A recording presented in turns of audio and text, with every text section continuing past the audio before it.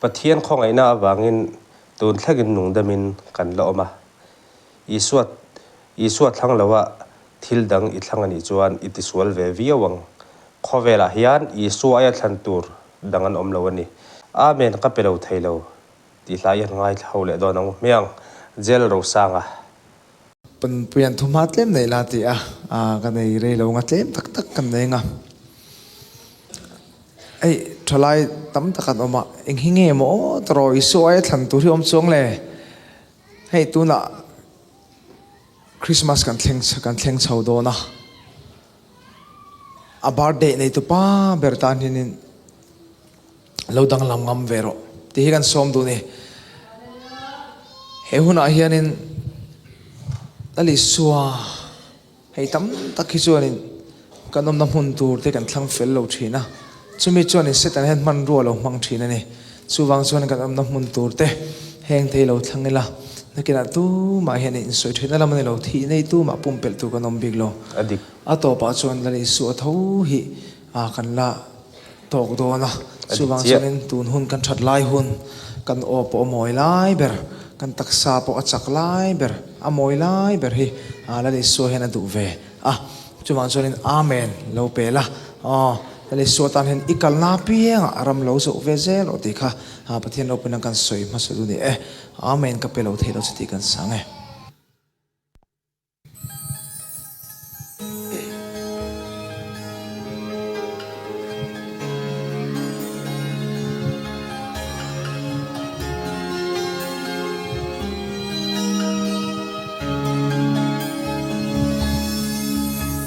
Moriat lang akala isa ka Vui liamro Harsa gati avana mailo em lalpa Chinral tur kathiri Daing mahar kati Masairin nom siya Kasya na turloni Bokupin Imaagalaw ko ne Itakani Ituang ni J.Lalrose Kung harsale Ral tripo ni Mase Amen kapelo Theilo se lalpa Amen kapelo Theilo se ani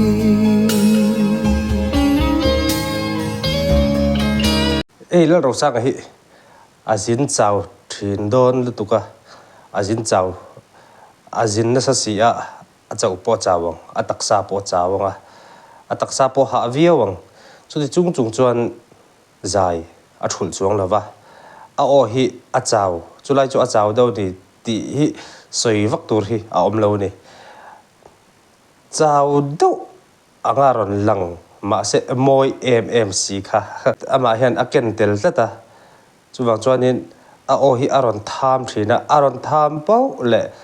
angai nom ting ani mai true Enga tinge kay kherti in kapua Fautrina Vandoi bika Enga kuanun mitwa Tiin Maselal kau na Anong kating lunga Chang lo ngam siya Reng kan silo Bokupin Imaakalaw ko ne Itakani Ituang ni J.Lalrose Kung harsale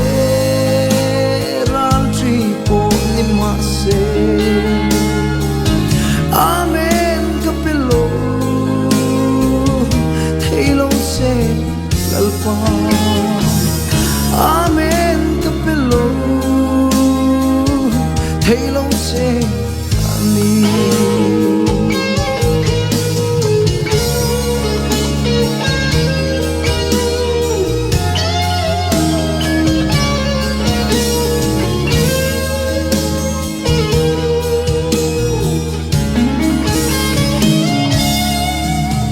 kadeng nge lente kadeng ituin kadayanga kaday thuk suan sela lalpa kadu berte aiin kathang to se a kasum e kadam lai nung so bokupin ima kaloku le itakani ituang ni se rose kong har sale ral tri om ni mase amen kapelo theilo se lalpa amen kapelo theilo se ani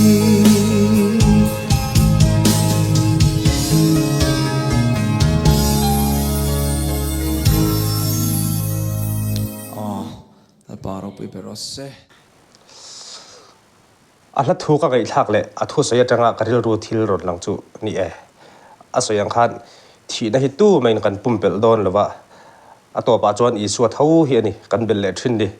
chuwang chuan isua ai thlan tur dang khawvela an awmlo isua hi bel tat ro isua thlan lo chuan ato pa inchhir palange o i wanglai i thatlai hian pathian hnung zui tlatla i chakna thasui ala omlai hian pathian tan in pero i inchhir lawang i wanglai tha alo thumanga chakna reng i nei to lo hnuwa rin om taka pathian i zui chuan kharin om taka i zui thin i pathian khan i tarkun huna apon ise chakna thasui i nei to lo huna apon ise a tha thlam ngai lawang che chuwang chuan isua ai thlan tur dang khawvelan omlo isua hi thangla itifu ber J.Lalrosanga-Amen la isua thlang tlata tuna chuan ei arong bol na zauzia kan tha chho tel le awahan lom om em amen kapelo theilo du tok phatang